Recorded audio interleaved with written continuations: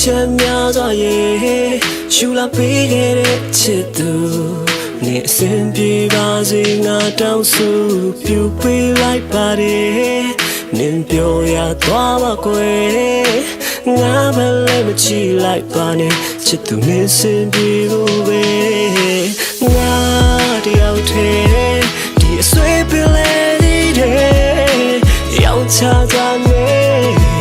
ငါလည်းပြေကူကကံပြောင်းနေစေမင်းပဲလေငါလိုက်လို့ရှာနေစေမထဲမင်းလေစုံစီဖို့ငါအိမ်မက်နေရင်ဘယ်လိုယူလိုက်လဲမင်းကြောင့်ငါရဲ့အသေးခွဲခဲ့ရငါအားတင်ပြီးတော့ပြုံးထားပါနဲ့မင်းတော့မသိနိုင်ရဲ့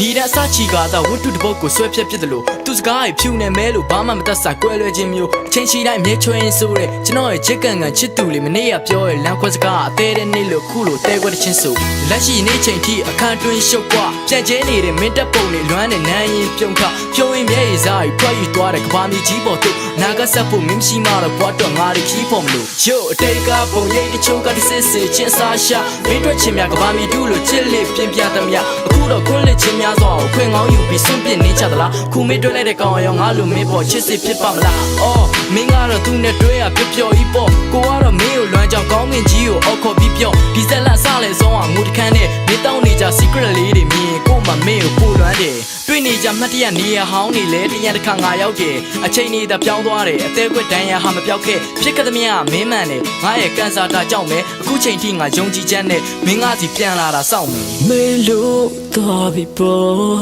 တခါရဲ့လိုက်တပေါ့တို့အတိတ်ကိုတစ်ခေါက်လောက်နေတတိယပေးဘယ်လိုယူနိုင်လဲ